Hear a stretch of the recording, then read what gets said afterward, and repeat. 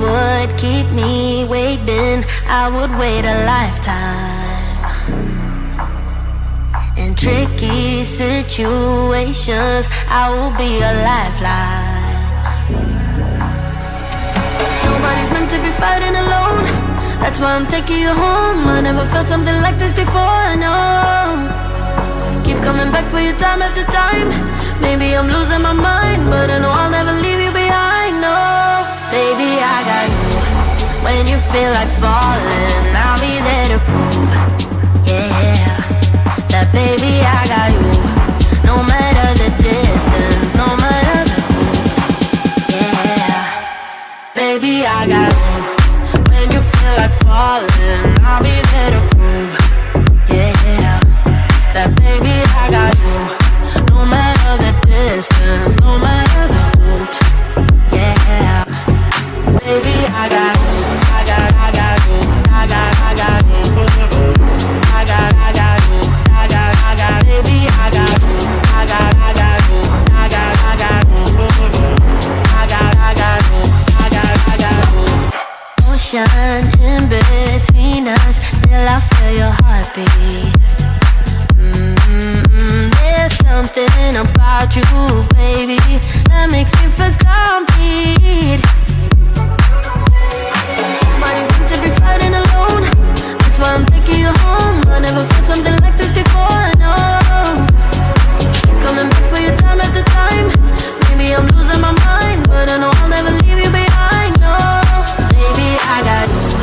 When you feel like falling, I'll be there to prove, yeah, that baby, I got you. No matter the distance, no matter the route, yeah, baby, I got you.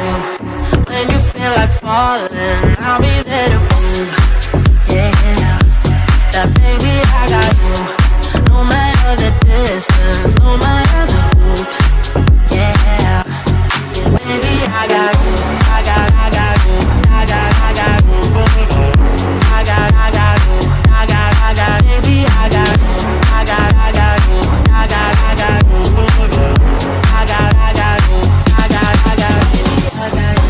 The world is going wild when they call for you. And the river's running dry when it all falls through. Don't you worry about a thing, baby, I got you. Yeah, baby, I got you.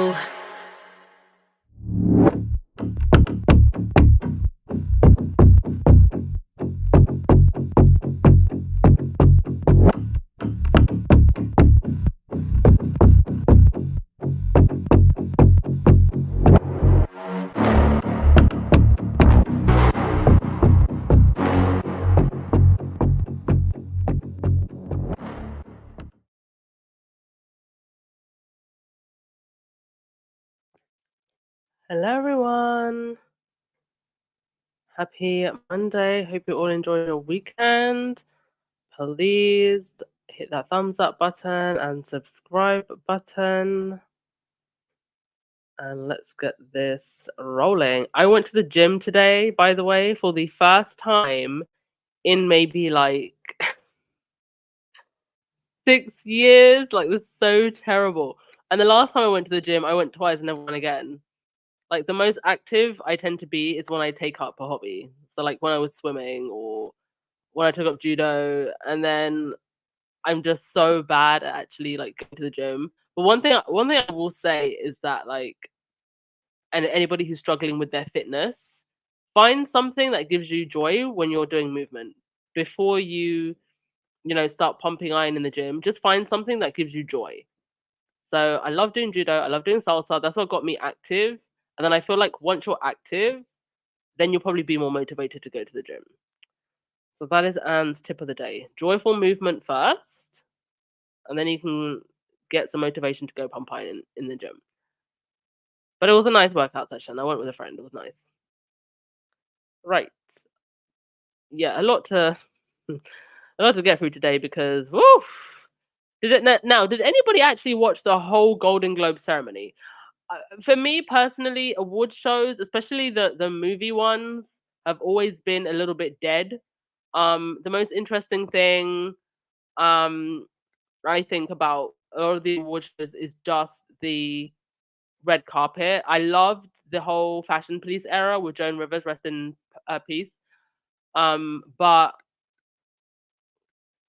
other than that, it's award shows really are there to just promote the movies. I don't think you can say that one person had the best performance of the year, or who gets to measure that. I think it's all kind of silly, to be honest.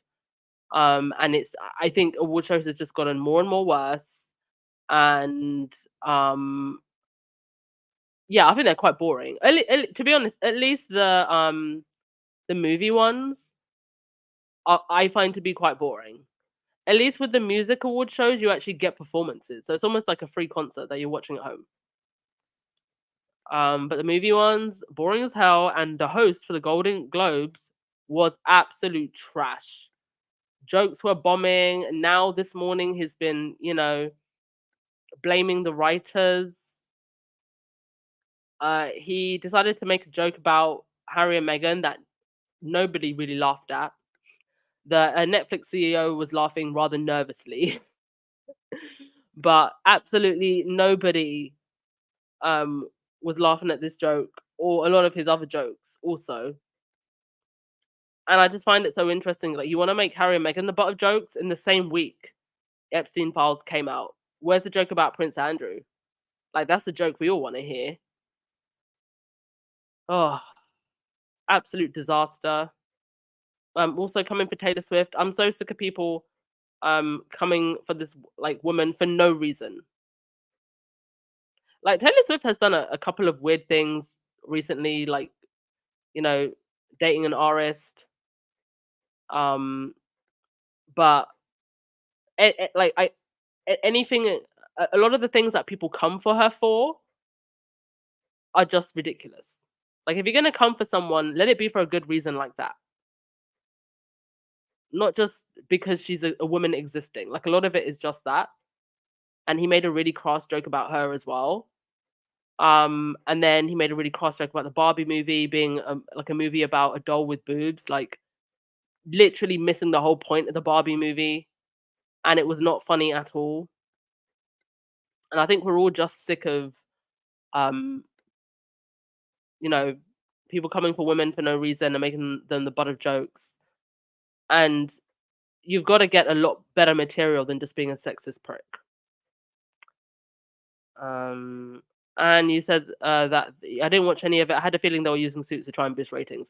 Well, it goes without saying that is is Meghan is the reason that I'm that sorry Suits is back in the spotlight. Yes, it was also just a great show, but it's because of her that people who maybe have never heard of Suits before, and now started watching it and it got pushed to the front pages.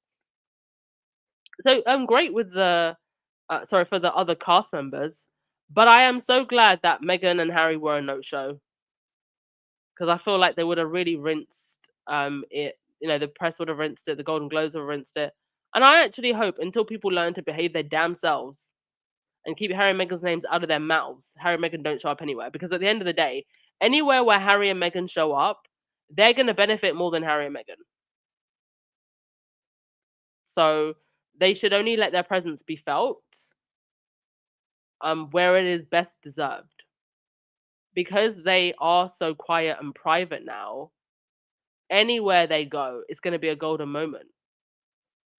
So it should be what benefits them or what feels best for them. But the host was, yeah, Julia, the host was awful. Others of you saying the host was trash.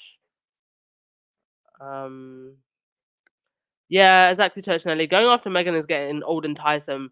And, that room is full of people that know full well that Harry and Meghan have a whole Netflix deal and they're producing things and they're buying, the rights to books, to scripts, to all of this. So do you think those people are so stupid? That they're so stupid? Two of the hottest new producers in Hollywood, you're gonna be laughing at them? Are you dumb? Stupid man. I mean, you can see the looks on people's faces. It was just like, what is this guy doing? And the fact that all the Suits cast were there, Anyway, let's get on with it, shall we? Okay. This was my favorite Golden Globes red carpet look. There were some very interesting ones, but this is Gillian Anderson with a gorgeous white dress. But if you look very closely, it's branded with the female anatomy. Bringing the lady power to the red carpet. Power to you, Gillian Anderson. Fantastic in the crown. Did anybody? I didn't actually, because I don't know who won at the Golden Globes because I don't really care. But did anyone win from the crown? Did anyone win from what was the worst season of the crown ever? Does anyone know? Was it too late for them to even be submitted? I didn't check. Let me know in the comment section if anybody won from the crown. Alrighty. On to the next thing. This foolishness right here. So, this Gore, because I'm not going to call her a lady because she's not. Colin Campbell was on the Piers Morgan Talk TV show, defending Andrew. Now, Piers Morgan has been relatively silent about this whole, Andrew thing being, Andrew being wrapped up with Jeffrey Epstein, but it's kind of like an old story at this point that just keeps getting rehashed. But let's have a listen to what these two ghouls had to say because it was quite interesting. Good evening to you. Thank you for joining the show. I do think that, for example, we give, Meghan and Harry a hard time, I think justifiably in most cases. Justifiably how? Justifiably in most cases. Now listen to what he goes on to say. But what they've done, to be honest, pales into insignificance, in my opinion, to a senior member of the royal family paying millions of dollars. So if it pales in insignificance what Harry and Meghan have supposedly done, why even mention them in the same sentence as Andrew? Why even bring Harry and Meghan up when you're talking about Prince Andrew? To make a sex abuse case go away. But you don't share this view. You think you should be able to come back. I certainly don't share this view. First of all, my information was that it's 5 figures was the settlement, and also each party had to pay its own costs and expenses. I know the press keeps on going on and on, banging the drum about several £1 million and $1 million. I don't know where they got it from, because the settlement was supposed to be confidential. So, I mean, whether it was 7 million or £7, the fact that he gave a payout is what's bad enough. And I just find it so disgusting that they would even give this lady a platform to sit here and defend Andrew. There's nothing to defend. If it's confidential, how do you know it's not? It's not believable as your 10 or 20 figures. Well, how do you know it's not if it's confidential? Well, my point is, how do you know that it's $11 million? Well, no, it's been reported. I mean, it's been reported from very good sources. It was $11 million. If you're saying it was a much smaller sum, I'm just curious how you know. It's not been reported from very good sources. I was told that from very good sources that it was a 5-figure sum. That's not true. I can tell you, I know categorically that's not true. Well, you mean you know categorically that I know 100% that what you've just said is not true. It's not a 5-figure settlement. I know that for a fact. Well. Oh, who told you, Piers? Did Camilla tell you? You seem pretty sure. And also note the way they're talking to each other about these sources. My sources said, no, but my sources said. I think it's about time we started putting names to these sources. I know categorically that's what I was told, and I believe my sources rather more than yours. Okay, well, you don't know who my source is, but if you did, you wouldn't say that. But it's Camilla. It's Camilla. You don't know who my source is. It's got to be Camilla. Let's move on to the wider point. Whether it's 5 figures, to be honest, look, whether it's 5 figures or millions or whatever it finally was, he settled the case, having said he was going to fight it to clear his name. And I think if you do that as a senior member of the royal family, you should not be allowed to continue in public life.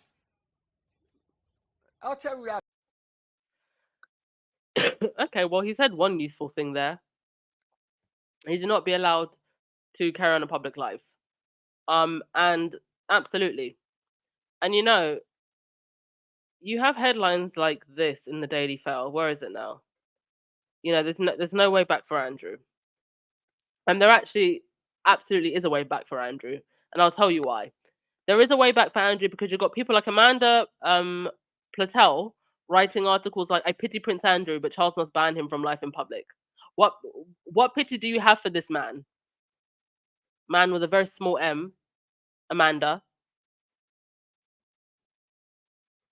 The second reason there's a way back for Prince Andrew is because there's always a path cleared for him. There was a path cleared for him at Philip's funeral. There was a path cleared for him at the Queen's funeral. At the coronation, there he is in full regalia. So there is absolutely a way back for Prince Andrew. He's not going anywhere. And not that I like these people, because some of them were associated with QAnon. So let me just say that. But there has only been one in the last couple of years, very visible protest from anyone regarding Andrew. And that was from this kind of far-right QAnon group that protested outside Buckingham Palace. Some of you might remember this from a while ago. It didn't really make the news. It was just the photos and videos from the protest that went viral on social media. But that's the only kind of protest that I've seen. And it was one of these very kind of, it was obviously planned by that group. It wasn't like a huge demonstration. But the fact that I've never seen any type of huge demonstration tells me that I don't think that there's really any fight when it comes to the issue of Prince Andrew or the royals. I think people are irritated. I think they'll go to social media and they'll whine about it. Do I think that we're going to see like huge crowds marching down Buckingham Palace? No. And if that doesn't happen, there's always going to be a way back for Prince Andrew, and he will always be front and center. More so because you have absolute idiots standing outside in the freezing cold to actually say hello and be excited to meet Prince Andrew. And this, get ready to laugh, this is how Prince Andrew treated his adoring fans. This was filmed at the Sarrington Christmas Walk. How are you? Very well. Where have you come from? Spalding. Spalding? An hour. You haven't been... I find this fascinating. Why does everybody have their cameras in? But why do that? We're not the press. No, it's not about whether you're the press or not. It's just why video? Because it's just lovely moments. But you ought to come and stand on this side I know. and see what it's like. All you have is little cameras facing you. Sarah! It's a really bizarre sensation. Oh, it's nice to see you.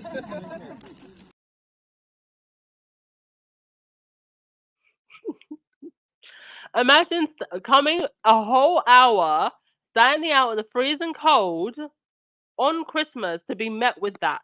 But that is exactly what you should have expected when you decided to show up and waste your damn time for Andrew. First of all, that lady says, it took me an hour to get here. And then also they'd been waiting there for hours in the freezing cold.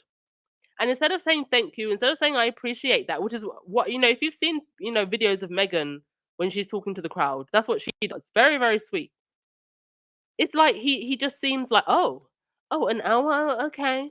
Doesn't say thank you, doesn't acknowledge that they spent their time, and then decides to have a whole rant about the fact that they're taking videos of him. You're literally a British royal. Why are you acting surprised that anybody is taking video of you? And has anybody mentioned the fact that Andrew has an issue with the fact that anybody's taking video of him? No. But we have to sit here and hear Harry and Meghan being bashed for wanting a private life. But here we have Andrew literally complaining that there's cameras in his faces. I mean, you're a royal. And this is a public event.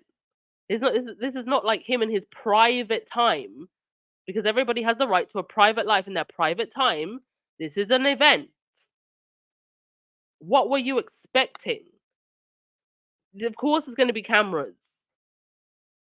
And for that woman and anybody else meeting you, for whatever reason, for them, it's a very lovely moment.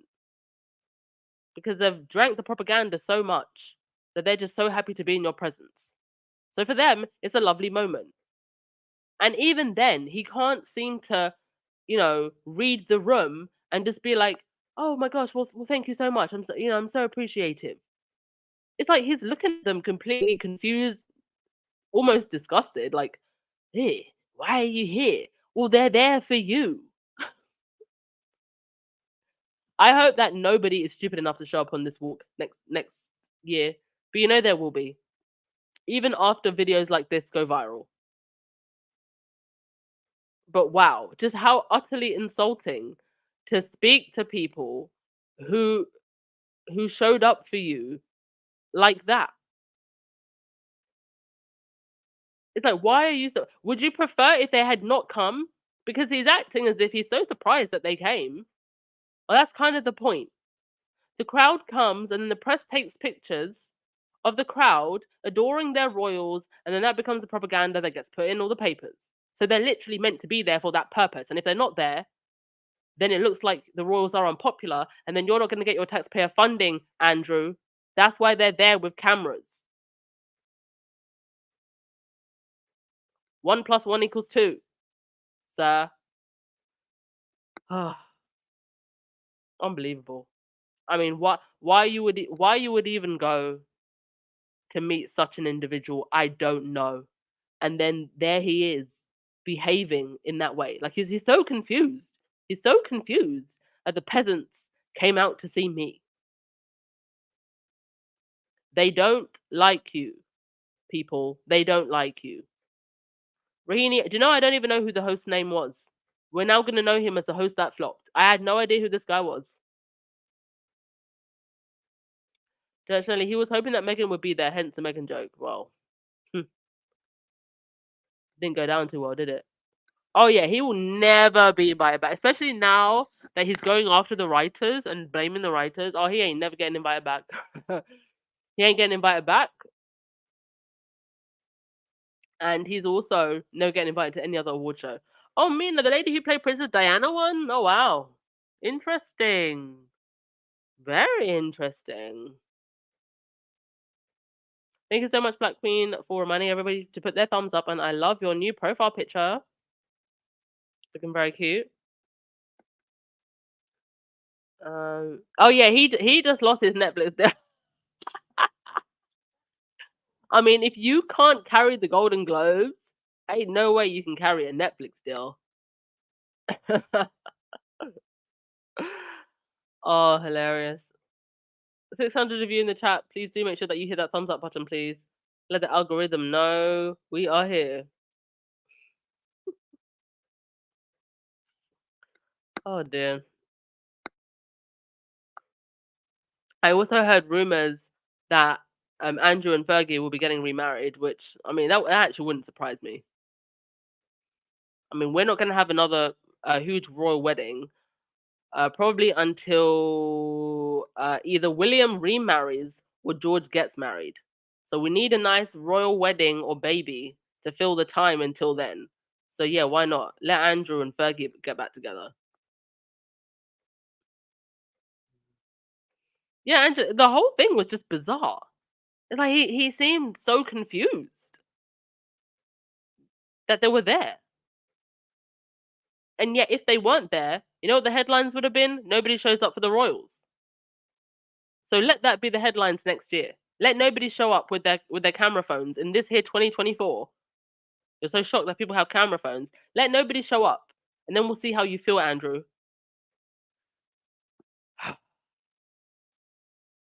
Yeah, like you can see that he is very, very socially awkward, and that he has very bad social skills with people.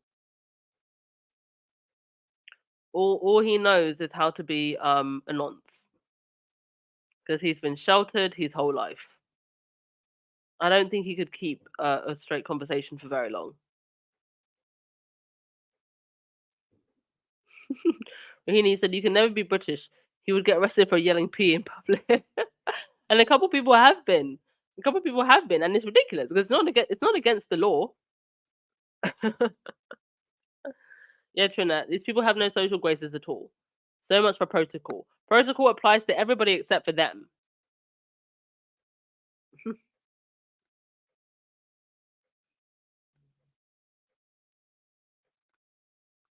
All right. Did I want to mention anything else? Yes, I did. Give me a sec. I think what I wanted to talk about, I just did I put it? Ah, here we go. Here we go. Okay.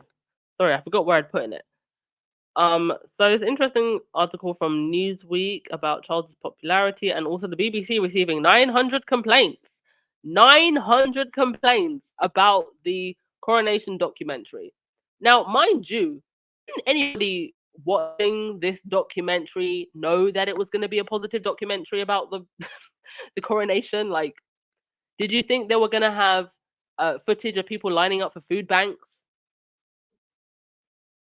alongside all the people lining up for the coronation? Did you think that they were going to harp on about how we spent over $250 million on this coronation while people are starving and can't heat their homes? Like, is that what you thought this was going to be? So I'm struggling to understand who was complaining, because you darn well knew when you watched this propaganda piece that it was going to be all positive spin. Rahini, and you're forgetting Edwina's kids getting married. Oh, okay. But they're like Edwina's kids, aren't they? Like, what, 18, 19? And I don't think, I mean, people don't even know who Edwina and Ford Fiesta are. So I don't think those weddings will be too big. Yeah, Lottie, I miss seeing Harry and Meghan, but I'm also glad the British media can't make a dime off of them. Yeah, let them enjoy their piece. Okay, let's have a read of this. The 9 people apparently didn't know that they were going to be watching a propaganda piece. The BBC received 900 complaints regarding a new documentary about the King's first year on the throne. The Coronation revealed its fortnightly complaints report that Charles III, the coronation year, was the subject of 897 complaints from people who felt it showed the overly positive view of the monarchy. I mean, it's the BBC and it's the monarchy. What were you expecting? Go subscribe to Byline Times if you want truth. The documentary was aired on Boxing Day and shows the royal family's reaction to the death of the late Queen, as well as the family preparing for Charles's coronation, such as getting the imperial state crown fitted and attending rehearsals at Westminster Abbey. The documentary made up a third of the 2,665 stage 1 complaints about BBC programs between December 18th and December 31st. Summarizing the objections, the BBC said, "We received complaints from some viewers who felt that the tone of the program was overly positive." In the statement, the BBC defended Charles III, the coronation year, stating that the documentary covers a period of historical significance and that it's in wider coverage of the monarchy. The BBC seeks to reflect a range point of views. Wait till all those people get reminded, perhaps they don't even know, that after the Queen's funeral, the palace commanded that a lot of the footage be censored. The documentary covers a period of historical significance when the king took on new duties, prepared for the first coronation in this country for 70 years. It has unique access and captures personal moments as the king adapts to his new role. Editorial control is retained by the BBC. The BBC seeks to reflect a range of viewpoints in news and current affairs, coverage of the monarchy. Oh, does that include having that Nicholas Whittle, who's now retired, thank goodness, constantly bashing Harry and Meghan? Is that the range of viewpoints? Earlier in 2023, when documenting the coronation, Panorama on BBC One examined the structures and finances that surround the royal family and featured a newly commissioned poll about attitudes towards the monarchy. On Radio 4, the Today programme had a debate on whether the UK needs a monarchy, and The World this weekend looked at its future. The live airing of the King's coronation itself was one of the most complained about moments of TV in 2023, with the majority of them stemming from the comments made by Bridgerton star Adowa Ando as the royal family appeared on the balcony. Oh God, I remember that. Yeah, I remember that. She was like, "We've gone from rich diversity of the Abbey to a terribly white balcony." I mean, rich diversity, Abby. What Meghan? Was that the rich? Was that the rich diversity? Just Meghan. Ofcom reported that the Coronation received a total of 8,000 complaints about the coverage of the event. Oh God. Yeah. Did anybody watch it? What did y'all think of it that actually watched it? Joe Coy was dating Chelsea Okay, that's the name of the Golden Globes host, right? Joe Coy was dating Chelsea Handler until they broke up earlier this year. Good for Chelsea Handler. Go live your best life and don't date other comedians that flop at the Golden Globes. Hey Joyce, I'm so glad that you finally caught alive. Joe Blogs, you said the worst thing is these are the same people will go back to their lives and say, "Oh, Prince Andrew is so lovely. I don't believe he's guilty." Their ignorance and arrogance as well. Yes, to the point where they would line up outside, for hours in the cold after driving an hour, only to be told straight to their face that this guy literally does not care about you. That's what Prince Andrew's behavior says to me. I don't give an ish about you. Yeah, Elaine, rather watch paint dry. Alright, I'm gonna leave it there. Golden Globes was a flop. Prince Andrew does not care if you lined up for him for hours. And the BBC got 900 complaints about the Coronation. Shout out to all the people that could actually be bothered to complain. Because I would too. I just can't be bothered to do it. Alright, folks. I'm going to leave it there. Thank you so much. I need to go take a shower and jump into bed. Because if you know, the first time I've worked out in years and I really pushed myself. So I need to let my body rest. Enjoy the rest of your Monday. Ciao.